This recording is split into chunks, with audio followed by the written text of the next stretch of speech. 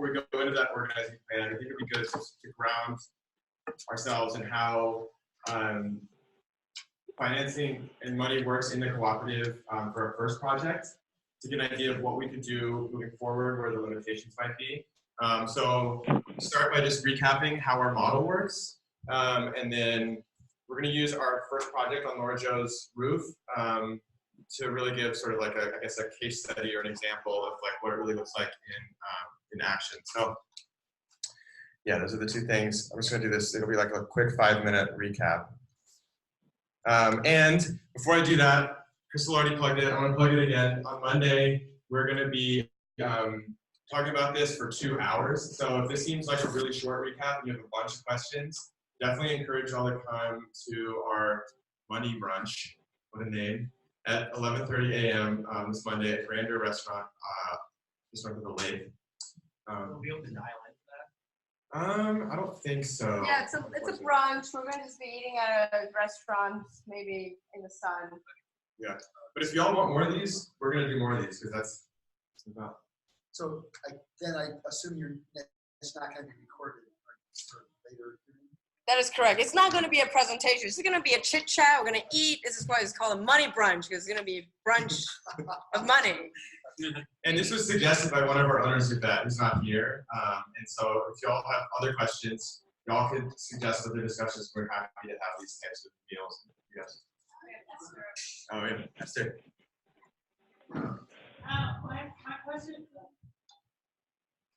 My question is, if you're having brunch, hi Colin, having brunch, is there a way like we can have dinner for the people that work during those hours? Yeah, absolutely. We should. So we scheduled this one around Yvette's availability. I think primarily because she was the one who in particular spearheaded it, but we want to make these events as accessible as possible. So, and obviously midday on a weekday is not normally the most accessible time. So we're going to schedule across different schedules and availability.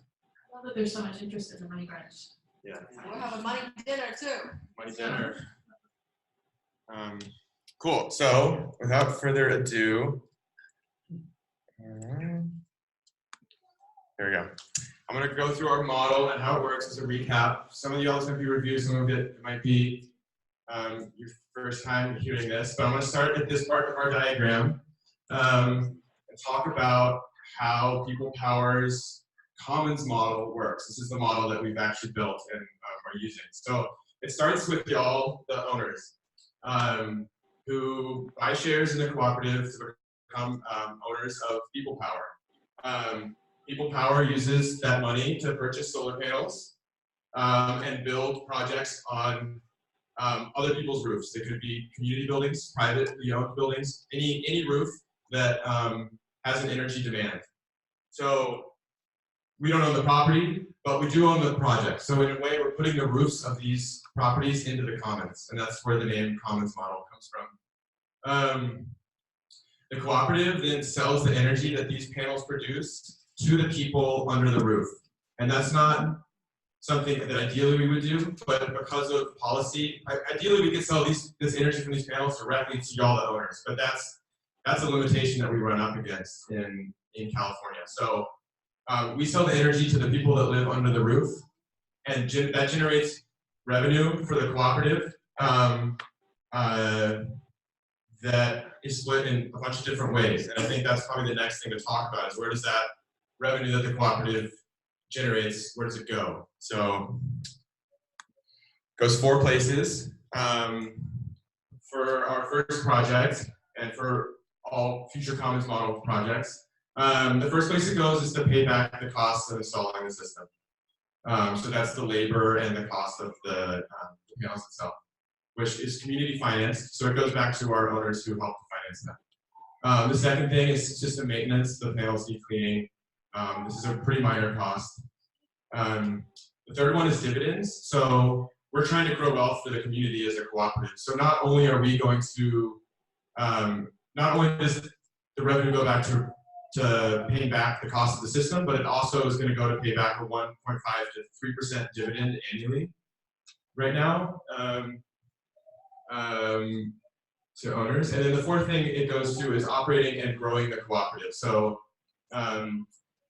we are a movement organization, and with that comes a need to be to have a sustainable business model that allows us to steward these projects for the long term and keep them under community ownership, permanent community ownership for the long term.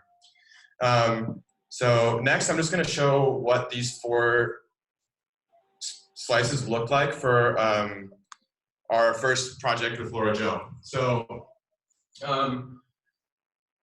we estimate that the system on Laura Jo's roof over the next 25 years, so kind of the lifetime of the solar project, will generate $39,226 in power sales revenue.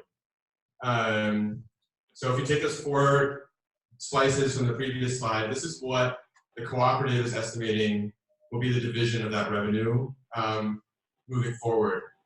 So you can see the system costs $15,710 to install. That's y'all's investment that went towards that, and that will be repaid, we hope, within 7 to 10 years. There's the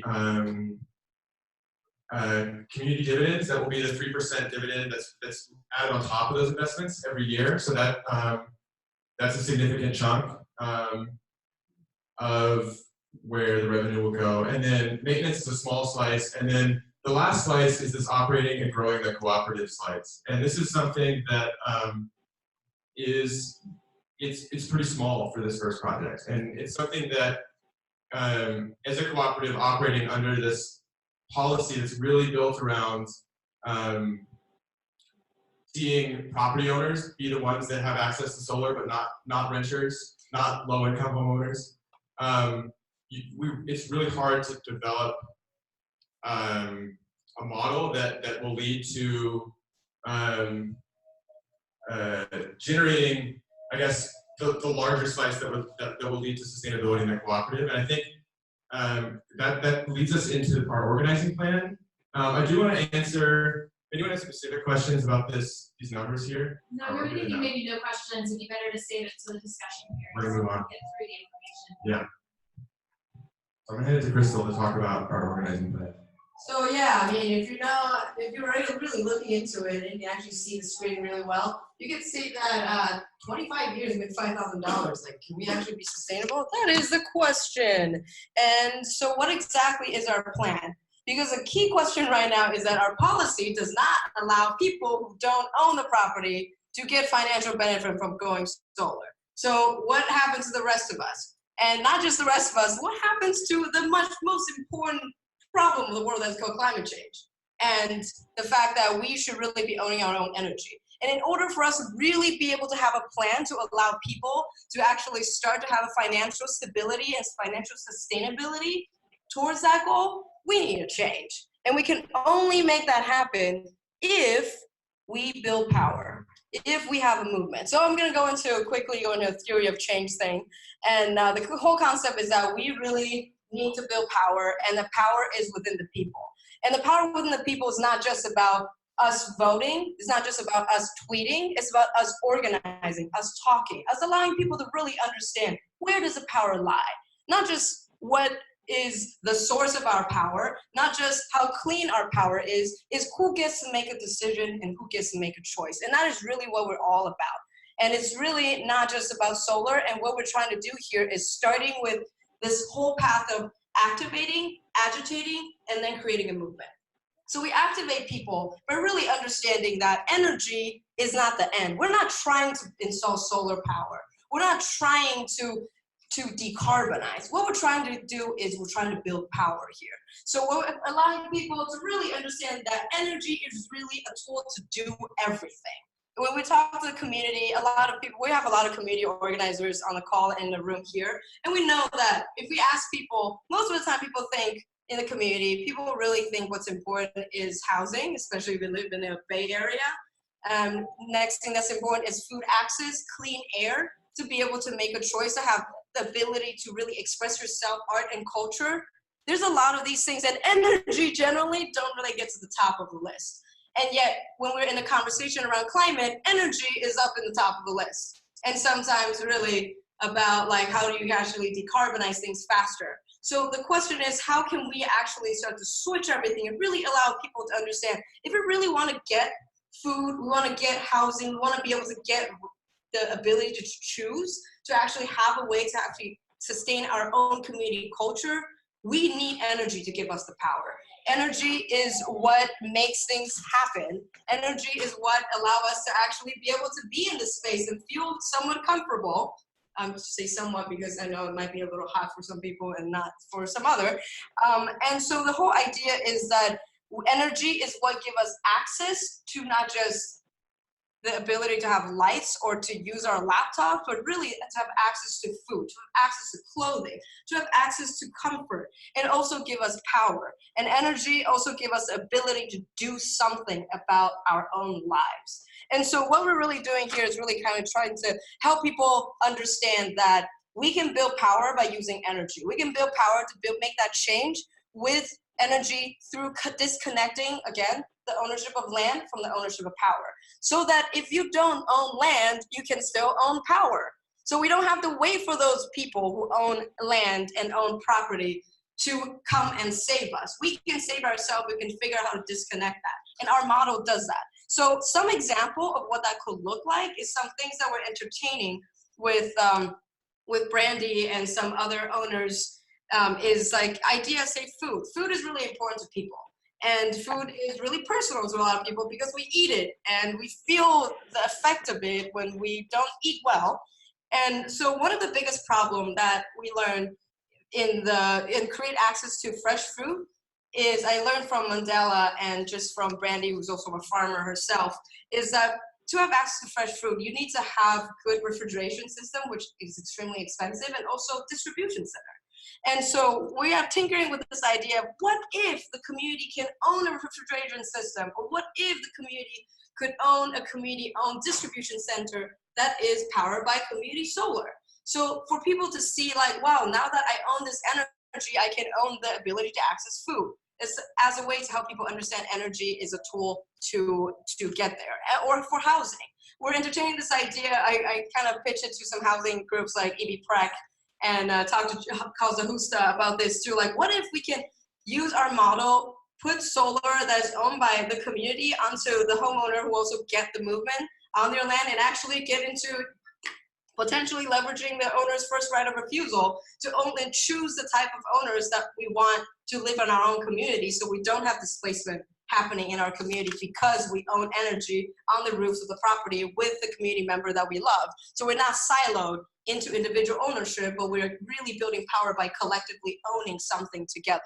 And then the beauty is when people start to get involved, we start to ask detailed questions. You start to look at numbers, you start to ask questions, and you start to ask why. You start to wonder, why is it that I can only make 3% dividends? Why is it that I can't get, like now that we actually, all of us, and most of us, the owners in the room here, we own the solar system on Laura Jo's roof. Why is it that we don't see it on our electricity bill? Why is it that we can't get electricity from her roof, even though I own it with my community?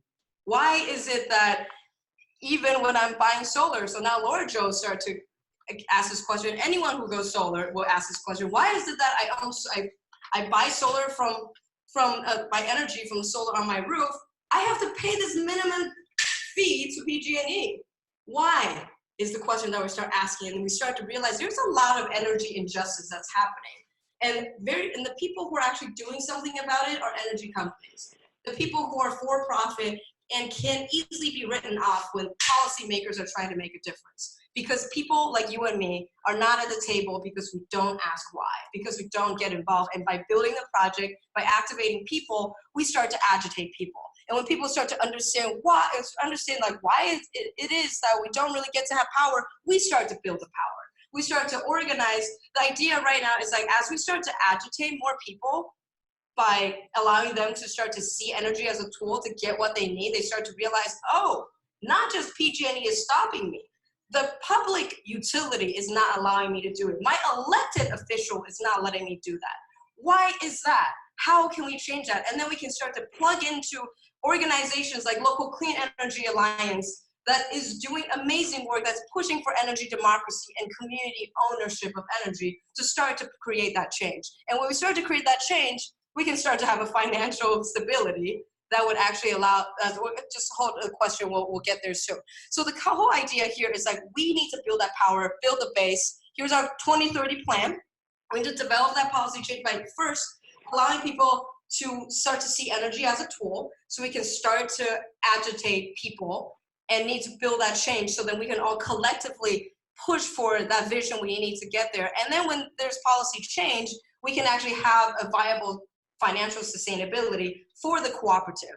And to sustain ourselves, then we'll be able to start to push collectively with a lot of different allied organizations towards that impact that we want to see, which is really building the health, wealth, jobs, and power. And that is basically the concept of what we are really about, the theory of change of People Power Solar Cooperative. A lot of our financial is a little, like, we're happy to answer more questions about the financials, but just to summarize what Grayson talked about, is that all the projects are funded by the community. And we can find more avenues to actually fund that too. And in terms of operations, like how we can run, like pay for the staff time and a bunch of other things, that is also funded by foundations and government grants. So we're basically in some way in that aspect, we're operating kind of like a nonprofit.